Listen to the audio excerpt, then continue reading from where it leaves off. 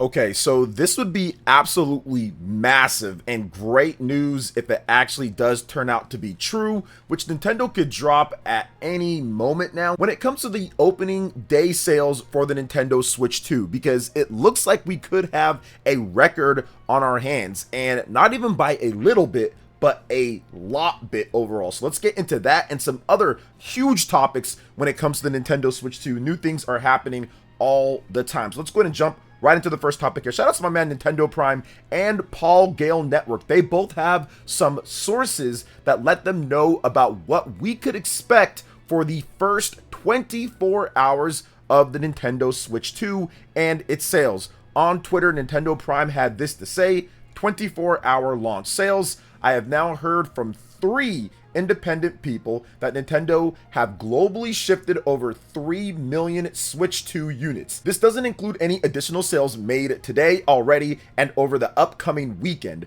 For perspective, no console has come close to that level of sales in 24 hours over a 24-hour launch. The previous record was held by PlayStation 4, which sold just over 1 million units worldwide. The 2-month total record is around 4.5 million units, held by PlayStation 5 and PlayStation 4. Nintendo is on pace to beat that in less than a week. Sales of this magnitude have literally never been seen in console history. If this does turn out to be true, if this is accurate, this is a huge win overall for the start of the Nintendo Switch 2. Now, there are a few asterisks here, just hypothetically speaking, if it is correct. The PlayStation 4 and the PlayStation 5 absolutely did not have the stock levels that Nintendo has for the Nintendo Switch 2. The PlayStation 5 in particular was launched during COVID, and COVID, there was obviously the problems of just a worldwide pandemic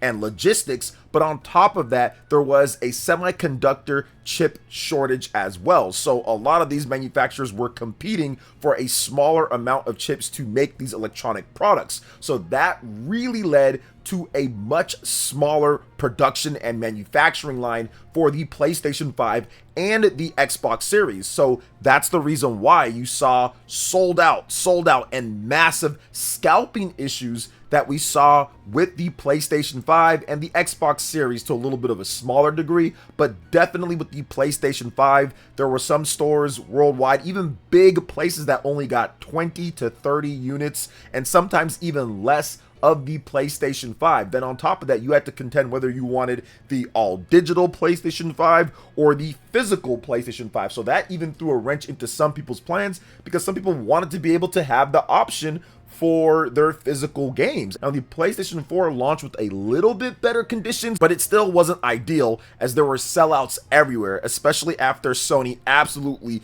killed Microsoft in that press conference, and the Wii U was definitely not going to be able to match up. So Sony essentially had the console market all to themselves right there and had a big launch with the PlayStation 4. But kind of getting back to the Nintendo Switch 2, but this is something that we discussed before, what Mr. Furukawa had to say, and Doug Bowser talk about how they will have enough to meet demand, or they're going to really try to make sure that they've produced and manufactured enough units. Many people felt that a lot of the units that were being pre-ordered were simply just scalpers, but now that we actually have seen posts and we've seen the lines and we see what's going on here, many people actually picked it up in order to play for themselves. And on top of that, there was extra units in many different places, so even people who didn't have pre-orders, Nintendo made sure to send even more, so people who just wanted to camp out and see if they can get one were able to get one as well. And we haven't seen a launch like this in quite some time. The Nintendo Switch 1 launched with not enough units. Nintendo wasn't sure exactly how the system would do coming off of the Wii U and the 3DS having a bad launch as well. So Nintendo put about 2 million units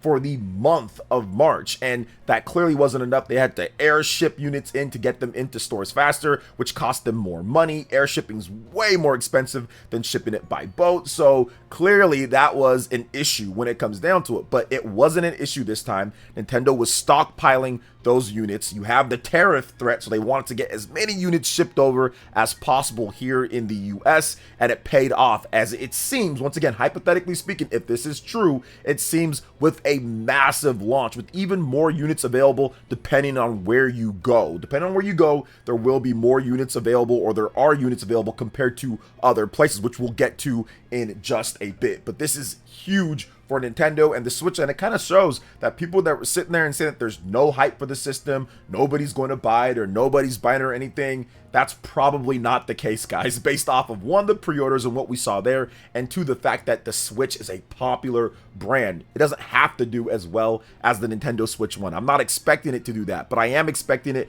to do incredibly well, because people want to be able to play the backwards compatibility with better frame rates and stuff like that. People want to be able to play Nintendo's exclusives. That's how they sell the system, and people want to be able to play the high quality games anywhere that they want. If you like the Switch One, you'll probably like the Switch 2. Now, there are some critiques, like I've said before, game key cards, in addition to Mario Kart World being 80 and all of that, but overall, if you look at what it offers, it's actually an incredible piece of kit, and I've been playing a ton of it, testing out so much stuff, and I'm getting ready for my comprehensive review that I'll be putting together very shortly here for you guys. But I'm hoping that all of you guys actually stick around if you're someone new, and hit that subscribe button so you can catch all of my Nintendo Switch 2 content as soon as it drops. So hit that sub button, I'd really appreciate it, and let me know in the comment section what you like the most about the Nintendo Switch 2. Now let's go ahead and jump into the next thing here, and I alluded to it just a bit, talking about the stock allocation. Now we know, once again, Doug Bowser and Mr. Furukawa, they wanted to put a lot of stock to combat scalpers, so you don't have to go out there and spend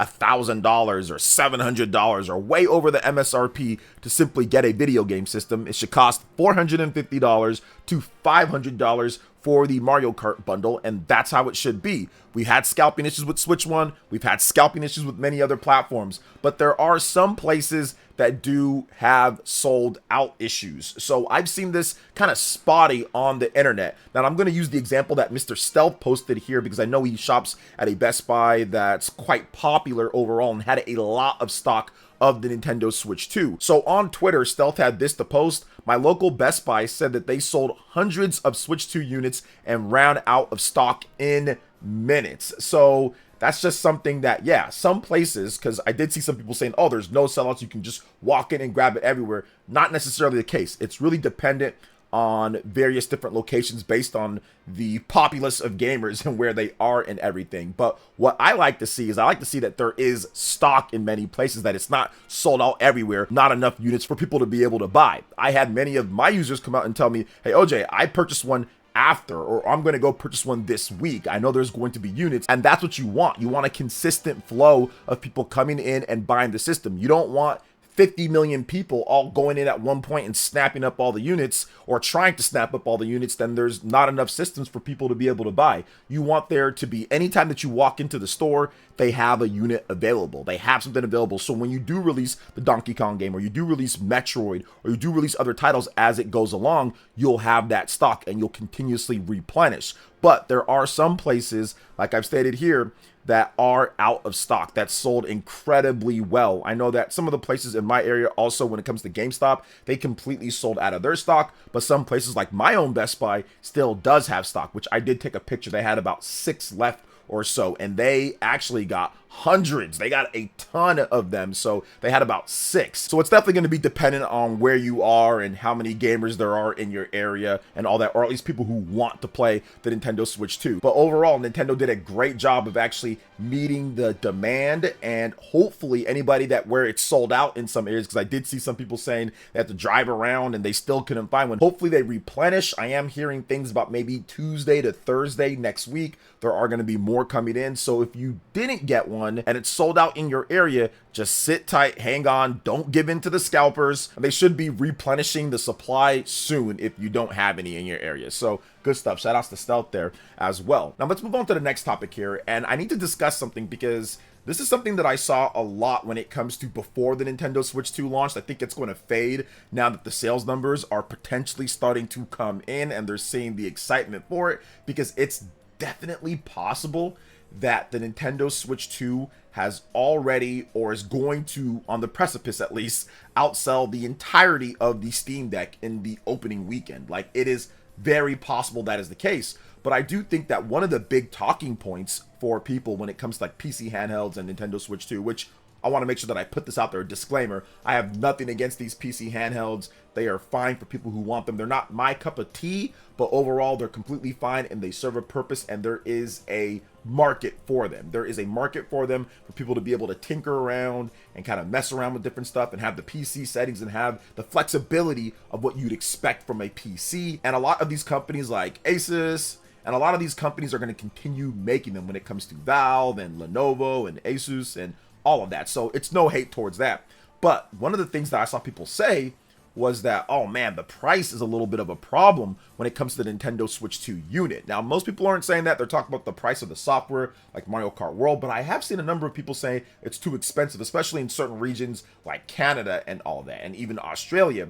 But if you look at what's happening when it comes to other products that are offering a similar type of the home console game at home and on the go in a portable form factor, it's actually getting pretty crazy. And I put this up on Twitter and I said that Nintendo Switch 2 is going to end up being in a good position price-wise going forward if they can hold to the $450 price. PC handheld prices are going up. The PS6 and the next Xbox aren't going to be cheap either. You're looking at the prices here for the ROG Ally X 7-inch 120 hertz. I mean, that is $899.99 for the ROG Ally X 120 hertz FHD 1080p gaming, which is the better one. It seems like the extreme processor one, or something's better about it overall. That one is $999.99. So it is a grand for that one. So absolutely, you can get 2 Nintendo Switches for that price, or you can get the Nintendo Switch Mario Kart bundle plus the regular one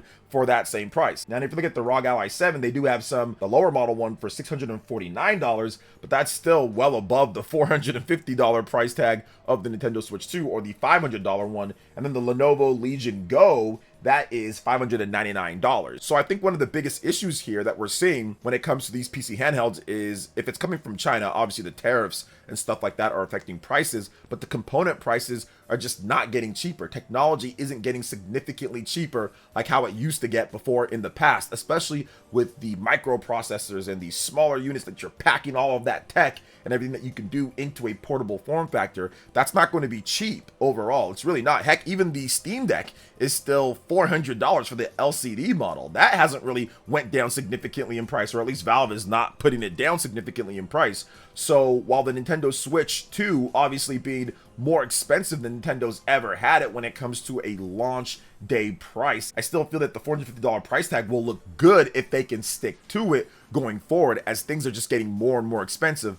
Obviously, the Xbox Series X and Xbox Series S all got price increases, and we don't know what's going to happen with the PlayStation 6. The PlayStation 5 Pro is $700 right now at this point, and if you want to be able to play physical games, it's another $80 on top of that. So it's going to run you about $800 for a PS5 Pro. So what is Sony going to charge for the PS6 if that's coming out in the next couple years or so? So looking at it overall, if Nintendo can continue to bring out the bangers and hold at this price point, I think that's going to be very compelling for people to just be able to pick up a Nintendo Switch 2 and even be looked at as, I know 450 seems a lot, but as a budget or a price effective option when it comes to picking up a gaming device, with how these prices are going with handheld PCs and even consoles overall, like we've seen with the Xbox Series S and X and with the PlayStation 5 Pro. So we'll just see how it all works out. But once again, that's why I felt that the Nintendo Switch 2 was actually going to be pretty good competitive wise with the market going forward. Might be a little bit of a sticker shock for some people, but it's actually looking not too bad, not at this point, all things considered. So what do you guys think when it comes to everything that we talked about here with the Nintendo Switch 2? There's a lot of information. Let me know in the comment section below. All right, guys, that wraps it up for this video here. Thank you so much for watching. I do appreciate it. Please make sure you hit that like button, subscribe if you are someone new, click that notification bell, and check out my other Nintendo Switch 2 content right here on screen. Thanks for watching, and we'll catch you guys for the next one. Peace.